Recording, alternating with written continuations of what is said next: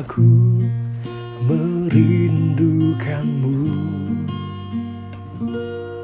ya Allah yang hidup. Jiwaku haus kepadamu, ya Allah yang hidup. Jiwaku merindukanmu, ya Allah yang hidup. Jiwaku haus kepadamu, ya Allah yang hidup. Ku bersyukur kepadamu, sumber pengharapanku, penolongku, ya Allahku. Tiada yang sepertimu. Ku bersyukur kepadamu, sumber pengharapanku, penolongku, ya Allahku. Tiada yang sepertimu, tiada yang sepertimu, tiada yang sepertimu.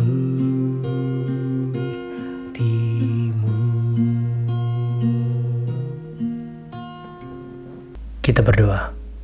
Bapa kami yang ada dalam kerajaan sorga, kami bersyukur kepadamu Bapa. Hari ini kami sekali lagi belajar kebenaran firman Tuhan. Kiranya kebenaran-Mu ini akan menuntun kami dan akan jadi pedoman bagi hidup kami. Sembunyikan hamba di balik kayu salib-Mu, agar kebenaran-Mu saja dan nama-Mu saja yang ditinggikan dalam setiap pembacaan kebenaran firman Tuhan. Dalam nama Tuhan Yesus Kristus, kami berdoa mengucap syukur. Haleluya. Amin. Haleluya. Shalom saudaraku. Semoga senantiasa dalam kelimpahan, berkat, dan kasih karunia Tuhan kita, Yesus Kristus.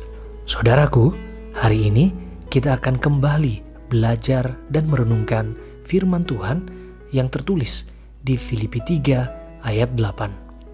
Firman Tuhan hari ini tertulis di Filipi 3 ayatnya yang ke-8. Demikian kebenaran firman Tuhan. Malahan segala sesuatu kuanggap rugi karena pengenalan akan Kristus Yesus, Tuhanku, lebih mulia daripada semuanya.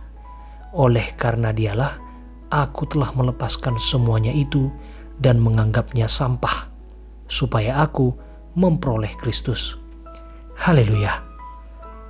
Saudaraku, satu kali saya menyaksikan cuplikan wawancara seorang terpidana kasus pembunuhan.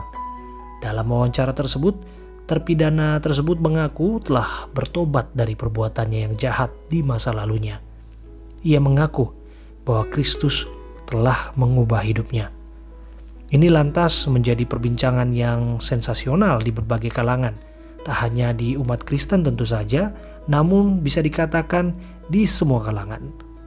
Namun sayangnya saudara, saat beliau menerima pembebasan bersyarat, justru beliau kembali mengulang perbuatannya. Ia kembali terjebak dalam jerat dosa yang sama, yakni pengeroyokan hingga berakhir pembunuhan. Saudaraku, siapakah di antara saudara dan saya yang tidak berdosa? Siapa di antara saudara dan saya yang tidak pernah jatuh bangun dalam iman mengikut Tuhan kita Kristus Yesus? Jawabannya jelas saudara, tak seorang pun. Ya, tak seorang pun saudara.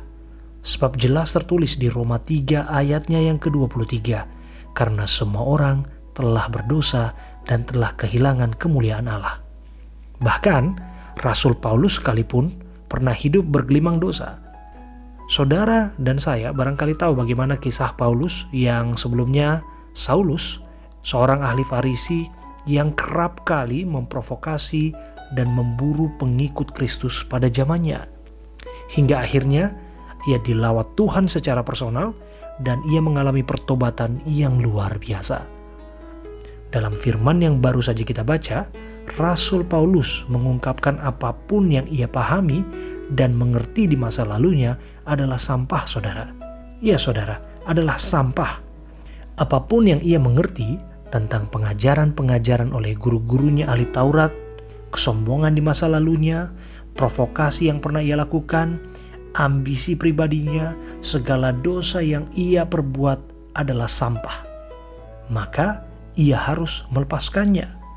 Saudaraku, yang penting untuk kita sadari dalam kebenaran firman Tuhan hari ini adalah saat saudara dan saya memutuskan untuk kembali kepada Bapa, bertobat dari jalan yang menyimpang daripadanya, kita harus melakukannya dengan kesungguhan.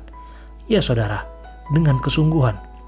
Dari apa yang disampaikan Paulus, kita mengerti bahwa ia menggambarkan apa yang ia telah lakukan di masa lalunya, apa ia yang dahulu ketahui sebelum mengenal Kristus adalah sampah, saudara. Ya saudara, sampah. Kita tahu bersama, sampah pada hakikatnya adalah kotoran, sesuatu yang tidak berguna, berbau, bahkan menjijikkan. Maka itulah sampah, pasti dibuang. Pasti ia akan terbuang dengan sendirinya. Dosa saudara dan saya yang pernah lakukan ialah hal yang menjijikkan di hadapan Tuhan. Iya saudara, itu adalah hal yang menjijikkan bagi Bapa di sorga. Hal yang saudara dan saya lakukan di masa lalu, bagi dunia mungkin hal-hal yang menyenangkan. Memberikan kepuasan sesaat, memuaskan hawa nafsu kedagingan kita. Tapi lagi-lagi kita harus menyadari saudara, bahwa ini adalah bagian tipu muslihat iblis. Dan disinilah jeratnya memperdaya kita, anak-anak Tuhan dimanapun. Tawaran-tawaran dunia berupa kenikmatan sesaat yang menyesatkan kita. Namun pada dasarnya ini jelas adalah kekejian di mata Tuhan. Kekejian di matanya, hal yang menjijikkan di mata Tuhan saudara. Bahkan jelas disebutkan di firman Tuhan bahwa ini adalah pemberontakan di mata Bapa di sorga. Maka dari itu saudaraku, sudah sepatutnya lah kita menyadari bahwa apapun yang pernah kita perbuat yang menyimpang di hadapan Bapa adalah sampah, adalah kekejian baginya. Apapun jerat dosa, cara pandang yang salah, hawa nafsu, keterikatan pada dunia ini, semuanya ini adalah hal yang menjijikkan di hadapan Tuhan saudara. Ya saudara, hakikatnya adalah sampah yang menjijikkan. Jika kita mengikuti cara pandang Rasul Paulus, menganggap bahwa apa yang diketahuinya di masa lalu, apa yang sudah diperbuatnya yang menyimpang di hadapan Allah adalah sampah, sudah sepatutnya lah kita semua juga menganggap demikian saudara. Sama, itu adalah sampah, sebuah kubangan dosa yang berisi kekejian di mata Allah, yang disanalah tempat kita tadinya berada sebelum Bapa menyelamatkan saudara dan saya. Maka dari sana kita mengerti bahwa sampah sudah sepatutnya dibuang. Sampah sudah sepatutnya dijauhi. Karena pada hakikatnya sampah kotor, ia jorok, tidak sedap dipandang, dan lain sebagainya. Sebagai contoh, siapa di antara saudara dan saya yang bisa tidur berdampingan dengan sampah bekas makanan yang busuk misalnya, yang berbau, atau bangkai binatang yang sudah mati berhari-hari misalnya? Adakah saudara? Bahkan melihatnya saja kita sudah jijik saudara. Kita pasti ingin segera membuangnya atau menjauhinya. Inilah yang sepatutnya cara pandang kita terhadap dosa-dosa di masa lalu kita saudara.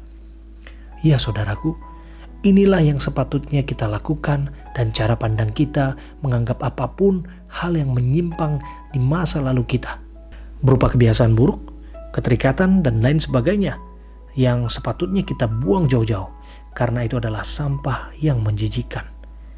Karena Kristus sudah menebus kita, maka kita beroleh kesempatan untuk tidak hidup kembali berlumpur dosa yang menjijikkan tersebut.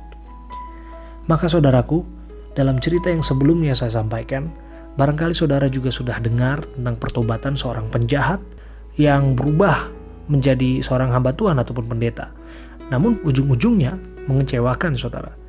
Yang menjadi catatan saya saudara, mengapa banyak orang Kristen di luar sana yang terkesan menggembar-gemborkan sampah di masa lalunya atas alasan bersaksi dalam Kristus, mengamplifikasi lumpur dosa yang menjijikkan yang pernah ia lakukan di dalam dirinya, kemudian ia mengaku bertobat, mengaku menemukan Kristus dan lain sebagainya. Ini dikemas ibarat kisah heroik saudara, from zero to hero. Orang yang tadinya bukan apa-apa menjadi sesuatu saudara. Namun perhatikan baik-baik saudara, ia belum lepas dari jerat dosa yang dimaksud. Ia masih hidup suam-suam kuku. Tidak bisa melepaskan apa yang dinikmati di masa lalunya saudara, yang ia sadari ataupun tidak, itu adalah jerat dosa yang sama yang pernah ia lakukan. Ia barangkali menikmati pujian penyembahan, persekutuan dan lain sebagainya. Namun pada hakikatnya tidak ada transformasi yang berarti dalam kehidupannya saudara. Tidak ada yang berubah. Bahkan seperti kisah yang saya sampaikan, jatuh kembali ke kubangan dosa yang sama. Alih-alih menjadi berkat, malah menjadi batu sandungan untuk sesamanya. Saudaraku, bukan berarti saya mau bilang tidak boleh kesaksian, tidak boleh bersaksi. Bukan saudara, bukan demikian. Saudaraku, yang mau saya sampaikan, kalau kita punya kesempatan bersaksi, saksikanlah kemuliaan Bapa di surga. Saksikanlah kuat kuasanya. Ceritakanlah hebatnya. Tinggikanlah namanya. Dan yang terpenting, di antara itu semua, persembahkanlah hidup saudara dan saya seutuhnya kepadanya. Firman Tuhan berkata, ceritakanlah kemuliaannya di antara bangsa-bangsa dan perbuatan-perbuatannya yang ajaib di antara segala suku bangsa. Simak baik-baik saudara. Jika kita bersaksi, biarlah itu untuk kemuliaannya dan satu tujuannya, nama Tuhanlah yang ditinggikan. Dari sini kita belajar sungguh-sungguh saudara, bahwa kesaksian disampaikan bukan tentang kita, bukan tentang saudara dan saya, tetapi tentang kemuliaan Bapa di sorga. Karena itu, perkatakanlah firman, perkatakanlah kebenaran yang disampaikan oleh Bapamu yang ada di sorga. Kesaksian ini dituntut menjadi gaya hidup orang Kristen saudara. Kesaksian seperti inilah yang justru dituntut menjadi gaya hidup orang Kristen. Jadi, jangan tersesat saudara. Jangan missing the point. Sekalipun ini adalah hidup dan pengalaman kita pribadi, tetapi ini bukan tentang kita. Kesaksian ini adalah tentang Tuhan, tentang Bapa di sorga yang telah menyelamatkan hidup saudara dan saya. Maka ketika kita menyadarinya, tak perlulah terlalu menggembar-gemborkan dosa di masa lalu, kekejian dan lain sebagainya. Fokusnya bukan itu saudara, bukan memegahkan dosa-dosa yang sudah pernah dilakukan di masa lalu. Tak perlulah kita mengekspos sampah-sampah yang tadi pernah dilakukan saudara.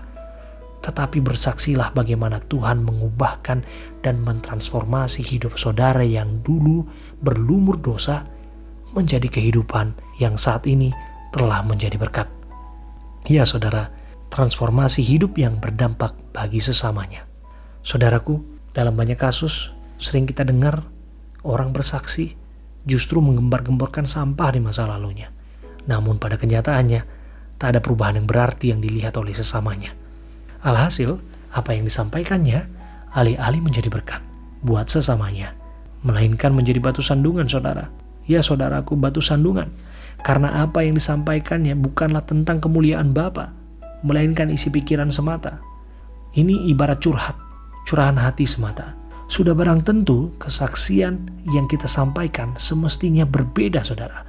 Ya saudaraku, semestinya berbeda. Mengapa demikian?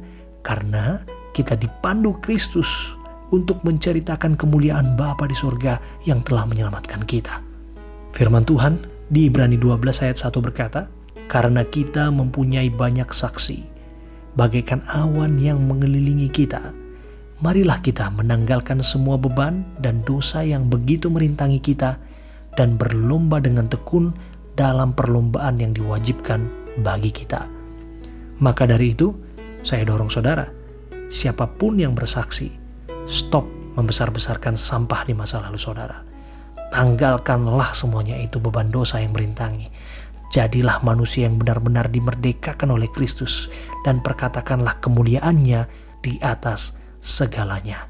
Perkatakan dan tinggikanlah namanya. Haleluya, kita berdoa. Bapa kami yang ada dalam kerajaan sorga, kami bersyukur sekali lagi kami diberikan kesempatan Bapa untuk belajar kebenaran firman-Mu. Bapa, hari ini kami belajar untuk bersaksi dengan sungguh-sungguh menceritakan kemuliaan Bapa di sorga. Biarlah Bapa, kami bisa saksikan, kami bisa ceritakan karya-karya-Mu yang ajaib Bapa, yang kelak bisa menjadi vitamin iman bagi siapapun yang mendengarkannya, bisa menjadi berkat bagi orang-orang yang membutuhkannya Tuhan. Kesaksian yang kami mau lakukan Tuhan adalah hidup yang taat di hadapan-Mu Bapa, dan hidup yang berdampak positif bagi sesama kami. Bapa yang baik, hari ini hamba mau berdoa untuk anak-anak Tuhan yang mendengarkan renungan ini, mendengarkan saat teduh ini. Hamba mau doa Tuhan untuk siapapun yang mengalami persoalan dalam rumah tangga. Hamba mau berdoa hubungan suami istri dipulihkan kembali Tuhan di dalam nama Tuhan Yesus Kristus. Ada pendamaian di sana Tuhan. Kami percaya di keluarga yang harmonis seperti itulah Bapa, berkat-berkat-Mu akan diarahkan di sana dan mengalir dengan begitu derasnya. Hamba mau berdoa untuk anak-anak Tuhan yang merindukan keturunan.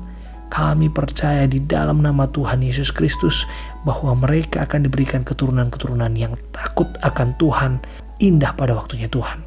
Bapa yang baik, secara khusus sama berdoa untuk orang tua yang menantikan kelahiran bayi mereka. Di dalam nama Tuhan Yesus Kristus, kami percaya semua prosesnya dilancarkan oleh Bapa di sorga. Bayi mereka akan lahir dengan sehat, ibunya sehat, dan ayahnya akan menjadi imam yang baik, bertanggung jawab untuk keluarganya, dan keluarga ini menjadi keluarga yang takut akan Tuhan dan senantiasa mengandalkan Tuhan.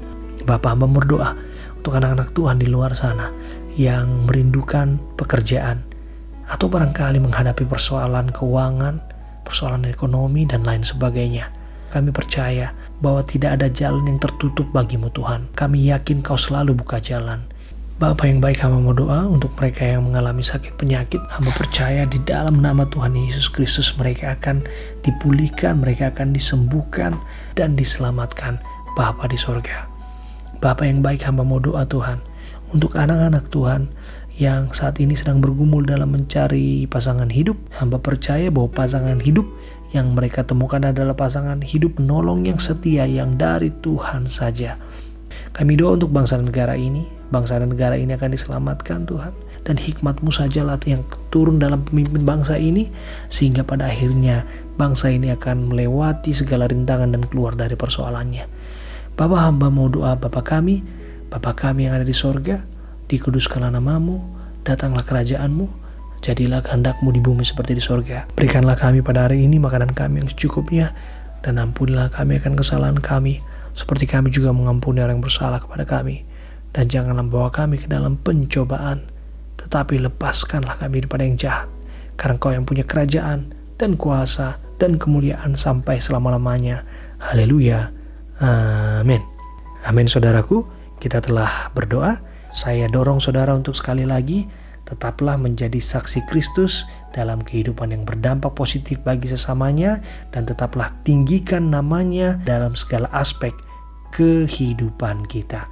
Kiranya kasih dan kemurahan Tuhan senantiasa melingkupi hidup saudara dan saya. Haleluya. Amin.